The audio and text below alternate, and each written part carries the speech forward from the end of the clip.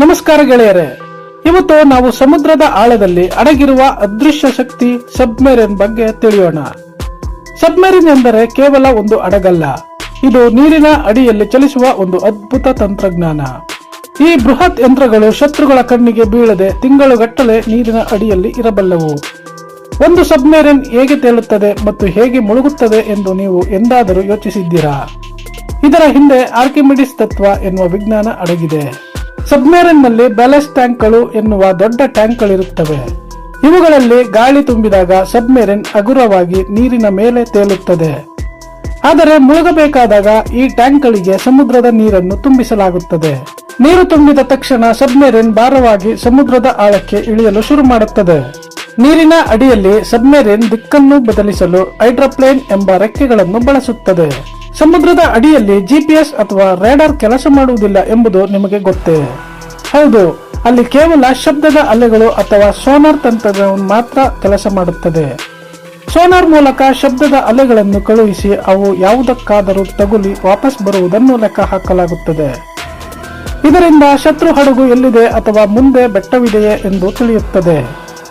ಸಬ್ಮೆರಿನ್ಗಳಲ್ಲಿ ಮುಖ್ಯವಾಗಿ 2 ವಿಧಗಳಿವೆ: diesel, electric ಮತ್ತು ನ್ಯೂಕ್ಲಿಯರ್ ಸಬ್ಮೆರಿನ್. ಡೀಸೆಲ್ ಸಬ್ಮೆರಿನ್ಗಳು ಆಗಾಗ ಮೇಲಕ್ಕೆ ಬಂದು ಬ್ಯಾಟರಿ ಚಾರ್ಜ್ ಮಾಡಿಕೊಳ್ಳಬೇಕಾಗುತ್ತದೆ.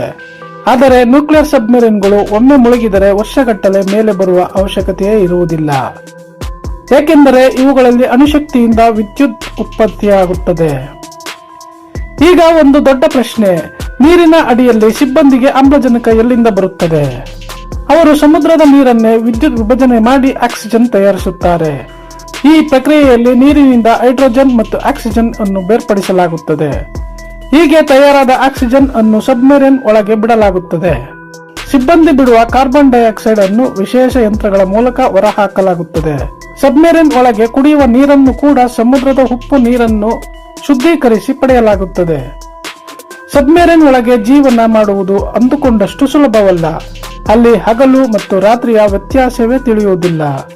ಅದಕ್ಕಾಗಿ ಹಗಲಿನಲ್ಲಿ ಬಿಳಿ ಬೆಳಕು ಮತ್ತು ರಾತ್ರಿಯಲ್ಲಿ ಕೆಂಪು ಬೆಳಕನ್ನು ಬಳಸುತ್ತಾರೆ. ಇಲ್ಲಿ ಮಲಗುವ ಜಾಗ ಕೂಡ ತುಂಬಾ ಚಿಕ್ಕದಾಗಿರುತ್ತದೆ. ಇದನ್ನು ಬಂಕ್ಸ್ ಎಂದು ಕರೆಯುತ್ತಾರೆ. ಒಂದೇ ಬೆಡ್ ಅನ್ನು 2-3 ಸಿಬ್ಬಂದಿಗಳು ಶಿಫ್ಟ್ ಆಧಾರದ ಮೇಲೆ ಬಳಸಬೇಕಾಗುತ್ತದೆ. ಇದನ್ನು ನೌಕಾಪಡೆಯಲ್ಲಿ ಹಾಟ್ ಬೆಡ್ಡಿಂಗ್ ಎಂದು ಕರೆಯುತ್ತಾರೆ. ಅಡುಗೆ ಮನೆ ಕೂಡ ತುಂಬಾ ಚಿಕ್ಕದಾಗಿರುತ್ತದೆ, ಆದರೆ ಆಹಾರ ಮಾತ್ರ ತುಂಬಾ ರುಚಿಯಾಗಿರುತ್ತದೆ. ಸಬ್ಮೆರಿನ್ ಒಳಗೆ ಯಾವುದೇ ಕೀಟಗಳು ಇರುವುದಿಲ್ಲ. ಹೊರಗಿನ ಲೋಕವನ್ನು ನೋಡಲು ಪೆರಿಸ್ಕೋಪ್ ಎಂಬ ಉಪಕರಣವನ್ನು ಬಳಸುತ್ತಾರೆ. ಇದು ನೀರಿನ ಮೇಲ್ಮೈಗೆ ಬಂದು ಸುತ್ತಮುತ್ತಲಿನ ದೃಶ್ಯಗಳನ್ನು ತೋರಿಸುತ್ತದೆ. ಸಬ್ಮೆರಿನ್ ಅನ್ನು ಯಾಕೆ ಸೈಲೆಂಟ್ ಕಿಲ್ಲರ್ ಎಂದು ಕರೆಯುತ್ತಾರೆ ಗೊತ್ತಾ? ಏಕೆಂದರೆ ಇದರ ಇಂಜಿನ್ ಶಬ್ದ ಹೊರಬರದಂತೆ ಅತಿ ಹೆಚ್ಚಿನ ರಕ್ಷಣೆ ನೀಡಲಾಗುತ್ತಿದೆ. ಶತ್ರುಗಳಿಗೆ ಇದರ ಶಬ್ದ ಕೇಳದಿದ್ದರೆ ಮಾತ್ರ ಇದು ಯಶಸ್ವಿಯಾಗಿ ದಾಳಿ ಮಾಡಬಲ್ಲದು. ಇನ್ನು ಭಾರತೀಯ ನೌಕಾಪಡೆ ಬಗ್ಗೆ ಹೇಳುವುದಾದರೆ, ನಮಗೆ ಬಲಿಷ್ಠವಾದ ಸಬ್ಮೆರಿನ್ ಪಡೆ ಇದೆ. ನಮ್ಮಲ್ಲಿ ಐಎನ್ಎಸ್ ಕಲ್ವರಿ ಮತ್ತು ಐಎನ್ಎಸ್ ಕಂಡೇರಿಯಂತಹ ಅತ್ಯಾಧುನಿಕ ಸಬ್ಮೆರಿನ್ಗಳಿವೆ. ಇತ್ತೀಚೆಗೆ ಭಾರತ ಐಎನ್ಎಸ್ ಆರಿಗಾತ್ ಎಂಬ ನ್ಯೂಕ್ಲಿಯರ್ ಸಬ್ಮೆರಿನ್ ಅನ್ನು ಲೋಕಾರ್ಪಣೆ ಮಾಡಿದೆ. ಇದು ಸಮುದ್ರದ ಅಡಿಯಿಂದಲೇ ಕ್ಷಿಪಣಿಗಳನ್ನು ಉಡಾಯಿಸುವ ಸಾಮರ್ಥ್ಯ ಹೊಂದಿದೆ. ಸಬ್ಮೆರಿನ್ಗಳಿಂದ ಟಾರ್ಪಿಡೋ ಎಂಬ ನೀರಿನ ಅಡಿಯ ಮಿಸೈಲ್ಗಳನ್ನು ಉಡಾಯಿಸಲಾಗುತ್ತದೆ. ಇವು ಶತ್ರು ಹಡಗುಗಳನ್ನು ಕ್ಷಣಾರ್ಧದಲ್ಲಿ ಧ್ವಂಸ ಮಾಡುತ್ತವೆ. ಸಬ್ಮೆರಿನ್ಗಳು ಎಷ್ಟು ಆಳಕ್ಕೆ ಹೋಗಬಲ್ಲವು ಗೊತ್ತಾ? ಸಾಮಾನ್ಯವಾಗಿ ಮಿಲಿಟರಿ ಸಬ್ಮೆರಿನ್ಗಳು 300ರಿಂದ 500 ಮೀಟರ್ ಆಳಕ್ಕೆ ಹೋಗುತ್ತವೆ. ಆದರೆ ಕೆಲವು ವಿಶೇಷ ಸಂಶೋಧನಾ ಸಬ್ಮೆರಿನ್ಗಳು ಸಮುದ್ರದ ತಳದವರೆಗೂ ಹೋಗಬಲ್ಲವು. ಸಮುದ್ರದ ಆಳಕ್ಕೆ ಹೋದಂತೆ ನೀರಿನ ಒತ್ತಡ ಹೆಚ್ಚಾಗುತ್ತದೆ. ಈ ಒತ್ತಡವನ್ನು ತಡೆಯಲು ಸಬ್ಮೆರಿನ್ ಅನ್ನು ಗಟ್ಟಿಯಾದ ಸ್ಟೀಲ್ ಅಥವಾ ಟೈಟಾನಿಯಂನಿಂದ ಮಾಡಲಾಗುತ್ತದೆ. ಸಣ್ಣದೊಂದು ರಂಧ್ರವಾದರೂ ಅತಿ ವೇಗದಲ್ಲಿ ನೀರು ಒಳಬಂದು ಸಬ್ಮೆರಿನ್ ನಾಶವಾಗುತ್ತದೆ. ಅದಕ್ಕಾಗಿಯೇ ಇವುಗಳ ನಿರ್ಮಾಣ ಅತಿ ಹೆಚ್ಚು ಸುರಕ್ಷತಾ ಕ್ರಮಗಳೊಂದಿಗೆ ನಡೆಯುತ್ತದೆ. ಸಬ್ಮೆರಿನ್ ಒಳಗೆ ಮೊಬೈಲ್ ನೆಟ್ವರ್ಕ್ ಅಥವಾ ಇಂಟರ್ನೆಟ್ ಇರುವುದಿಲ್ಲ. ಸಿಬ್ಬಂದಿಗಳು ಹೊರಗಿನ ಜಗತ್ತಿನೊಂದಿಗೆ ಸಂಪರ್ಕ ಕಳೆದುಕೊಂಡಿರುತ್ತಾರೆ. ಇವರು ಭೂಮಿಯ ಮೇಲಿರುವ ಕುಟುಂಬದ ಜೊತೆ ಮಾತನಾಡಲು ಸಾಧ್ಯವೇ ಇಲ್ಲ. ತುರ್ತು ಸಂದರ್ಭದಲ್ಲಿ ಮಾತ್ರ ವಿಶೇಷ ಅಲೆಗಳ ಮೂಲಕ ಸಂದೇಶ ಕಳಿಸಲಾಗುತ್ತದೆ. ಸಬ್ಮೆರಿನ್ ಒಳಗಿರುವ ವಾತಾವರಣ ಯಾವಾಗಲೂ ನಿಯಂತ್ರಣದಲ್ಲಿರುತ್ತದೆ.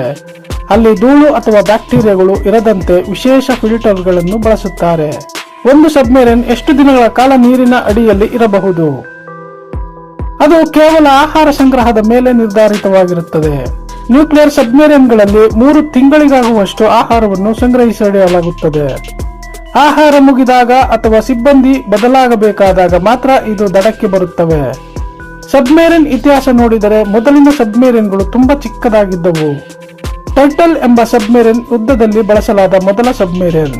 ಆದರೆ ಇಂದಿನ ಸಬ್ಮೆರಿನ್ಗಳು ಒಂದು ದೊಡ್ಡ ಕಟ್ಟಡದಷ್ಟು ಗಾತ್ರ ಹೊಂದಿವೆ. ರಷ್ಯಾದ ಟೈಫೂನ್ ಕ್ಲಾಸ್ ಸಬ್ಮೆರಿನ್ಗಳು ಪ್ರಪಂಚದಲ್ಲೇ ಅತಿ ದೊಡ್ಡವು. ಇವು ಫುಟ್ಬಾಲ್ ಮೈದಾನಕ್ಕಿಂತಲೂ ಉದ್ದವಾಗಿರುತ್ತವೆ. ಇವುಗಳಲ್ಲಿ ಈಜುಕೊಳ ಮತ್ತು ಜಿಮ್ ಕೂಡ ಇರುತ್ತವೆ ಎಂದರೆ ನೀವು ನಂಬಲೇಬೇಕು. ಇತ್ತೀಚಿನ ದಿನಗಳಲ್ಲಿ ಪ್ರವಾಸೋದ್ಯಮಕ್ಕಾಗಿ ಕೂಡ ಸಣ್ಣ ಸಬ್ಮರೀನ್ಗಳನ್ನು ಬಳಸಲಾಗುತ್ತಿದೆ. ಸಾಮಾನ್ಯ ಜನರು ಕೂಡ ಸಮುದ್ರದ ಆಳದ ಸೌಂದರ್ಯವನ್ನು ನೋಡಲು ಇವುಗಳಲ್ಲಿ ಹೋಗಬಹುದು. ಆದರೆ ಇವು ಮಿಲಿಟರಿ ಸಬ್ಮರೀನ್ಗಳಷ್ಟು ಆಳಕ್ಕೆ ಹೋಗುವುದಿಲ್ಲ.